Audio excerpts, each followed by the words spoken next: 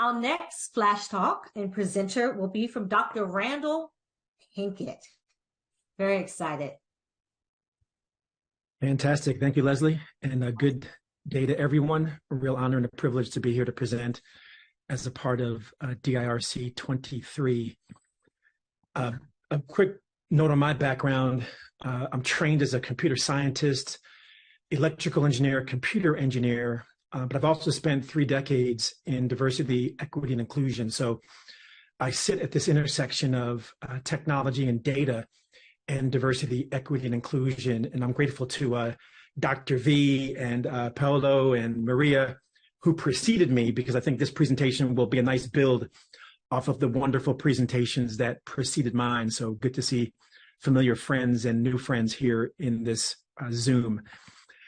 I'm also chairman and CEO of BCT Partners. Our mission is around harnessing the power of diversity, insights, and innovation to do 3 things: transform lives, accelerate equity, and create lasting change. We are an equity-centered international consulting firm, and I'll say a bit more about BCT in the midst of the presentation.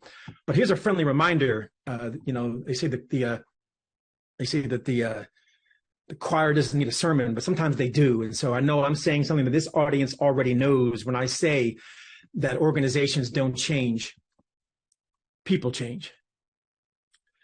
And so much like Maria's reference to looking internal to the community, I'm going to be offering up 2 parallel paths under the banner of Data-Driven DEI, which is the book I just released a few months ago.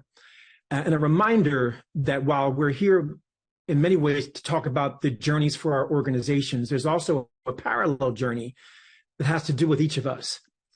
And as we think about all of the challenges to DEI and how data can be a tool to demonstrate evidence, it's also important to not lose sight of how we use data to drive our own personal journey as well, how we measure our own progress, how we encourage ourselves to grow and to move beyond our comfort zone into our growth zone. And I think we've done an excellent job in the DEI space of espousing what many would term the business case, the value to organizations for why they would want to pursue DEI. And here's a slide that summarizes a bit of what the research has told us. And I won't belabor this because I imagine many of you are familiar with this business case. But I think we haven't done as good a job of espousing what is the personal case. Like, why should people care?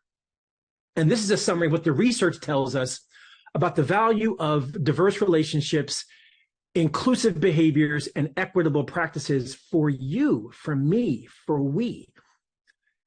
And as I just kind of work my way around, enhancing our personal growth, improving our health and wellness is a great University of Michigan study. And I'll quote the study.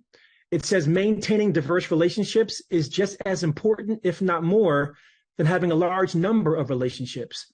We found that individuals with more diverse relationships had a lower risk of mortality and experienced less cognitive and physical decline.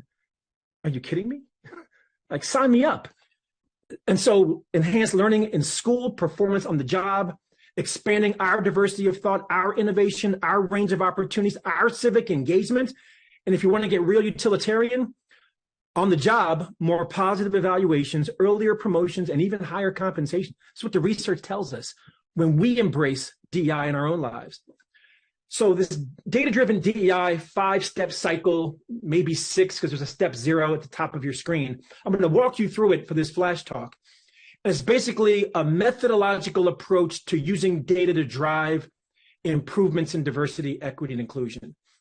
And so it begins with this step 0 at the very top of your screen about DEI incentives. And you'll notice the alliteration on the letter I. Every step begins with I.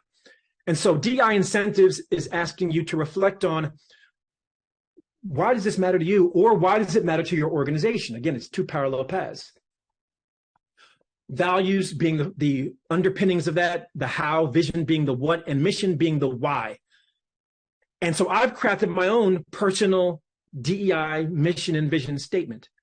My personal mission: to deeply understand the experiences of people who are different than me, and then the platinum rule: to treat people the way they want to be treated. My personal DEI vision: to have authentic, culturally diverse, and global relationships and be a bridge between communities of the like-minded that might otherwise be disconnected. Again, I mentioned my firm, BCT. This is our mission and vision. I mentioned the mission earlier, so I won't repeat it, but the vision for us, transforming individuals, institutions, communities, systems, and ultimately society to be more equitable. That's the foundation of step 0, self-reflection and introspection to understand why this matters in the first place. Then that puts you into this never-ending, ongoing cycle, which begins with DEI inventory or performing an assessment. And if I were to assess you as a person, I would assess you on 2 things, your preferences and your competences. Your preferences, the things that you tend to do, so you can understand where you might have a blind spot. And then your competences, the things you're able to do, so you can know where you want to get better. And I could take most personal assessments and put them into one of these 2 categories, either preferences or competences. I recommend that anyone looking to assess their journey do both. If I were to assess your organization, I would assess you on the 4 Ps, the lived experiences of your people, the policies that you have, the practices of people who manage people, and then your performance. I might benchmark you against peer organizations or in your industry or geography or et cetera. From inventory, I would take you to DEI imperatives. Inventory says to know where you're going, you have to know where you are. Imperative says once you know where you are, you need to know where you want to go to. And if you don't know where you're going, any road will get you there. So imperatives, I'm a big fan of the OGSM model, objectives, goals, strategies, and measures, which goes qualitative, quantitative, qualitative, quantitative. And so an objective is a qualitative articulation of what you want to accomplish. A goal is a way of quantifying that you've accomplished it, to know that you've arrived at the objective. From DEI imperatives to DEI insights, this is my favorite step, because DEI insights says before you decide what you're going to do, look to see what's worked for somebody else or some other organization. Don't reinvent the wheel. So a couple of my favorite best practices, promising practices, proven practices, one of them is the inclusion habit, which if you know Noom will coach you to better wellness. Inclusion habit will coach you to more inclusive behaviors. It's a mobile app that asks you to make commitments every day, and those commitments lead to more inclusive behaviors. Virtual reality, which has begun to grow in its prominence in DEI. Through My Eyes is one of my favorites, where you have characters in a scenario, and then you can see the scene as an observer, like the invisible person, or you can see it through the eyes of someone in the immersion. So you can actually put yourself in their shoes and see the world through their eyes.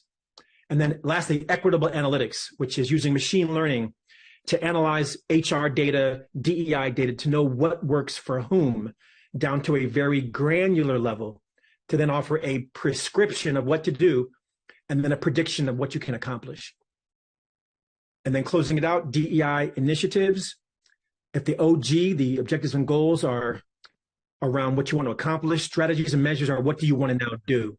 Qualitative statement of your strategy, quantitative measure of what you're going to do, of how you gauge progress. And then impact, I would just invite you to go to datadrivendei.com, which is the accompanying website for the book, Data Driven DI, where you will find free tools, templates, metrics, resources, best practices, and case studies for people and organizations who've embraced this approach. And with that, that's a wrap on my Flash Talk. Thank you. Dr. Randal Pinkett, you can come preach to the choir anytime. Anytime. Everybody should be walking away with their personal DEI mission. Know where you're going, know where you are. Love that. Thank you so very much for taking the time to be with us today.